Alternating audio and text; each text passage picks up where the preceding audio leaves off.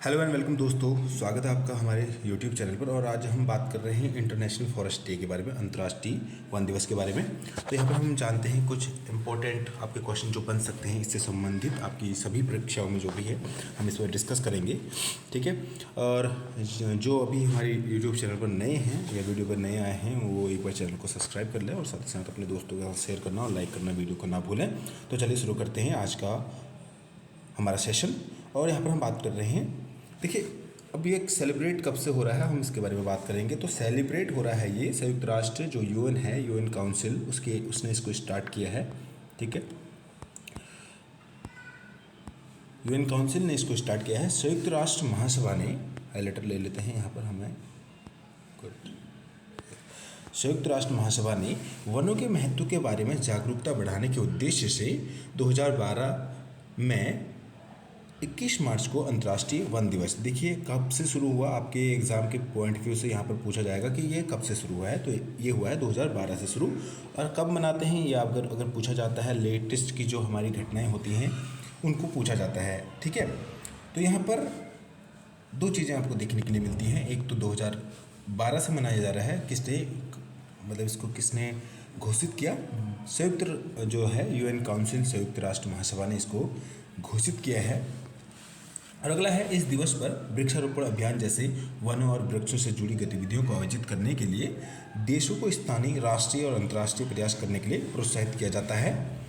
अगला है, वनों पर संयुक्त राष्ट्र मंच और संयुक्त राष्ट्र के ही खाद्य और कृषि संगठन FAO इस दिवस के आयोजन में एक महत्वपूर्ण भूमिका निभाते हैं। वनों का स्थायी प्रबंधन और उनके संसाधनों का उचित उपयोग जलवायु परिवर्तन से निपटने तथा वर्तमान और भावी पीढ़ियां हैं उनकी समृद्धि व कल्याण में योगदान के लिए महत्वपूर्ण करना है।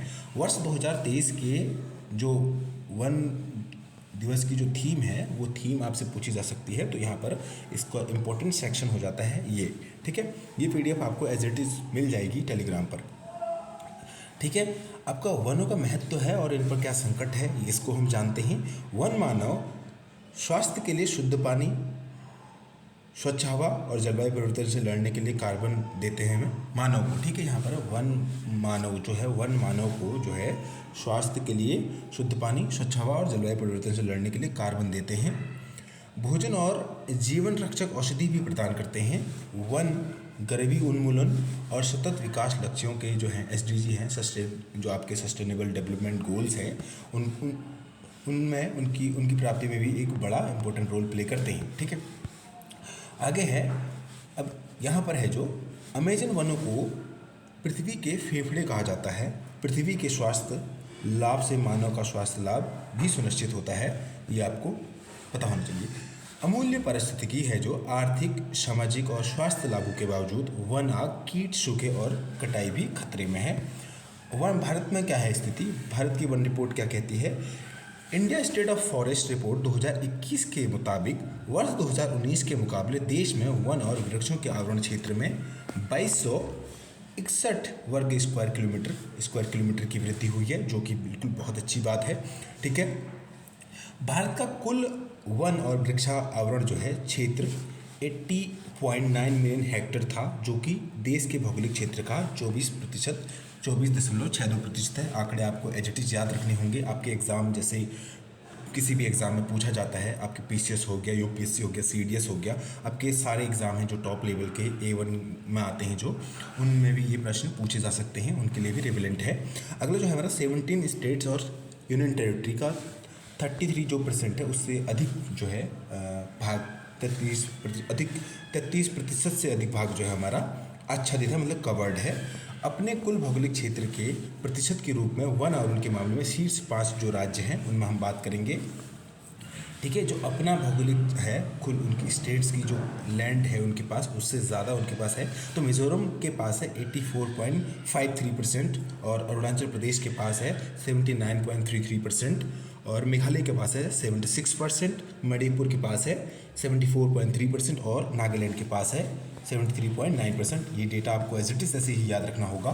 तो आगे हम बात करें, सबसे बड़ा वन आवरण क्षेत्र जो भारत में है वो मध्य प्रदेश में है, इसके बाद अरुणाचल प्रदेश और छत्तीसगढ़ में है, ठीक है।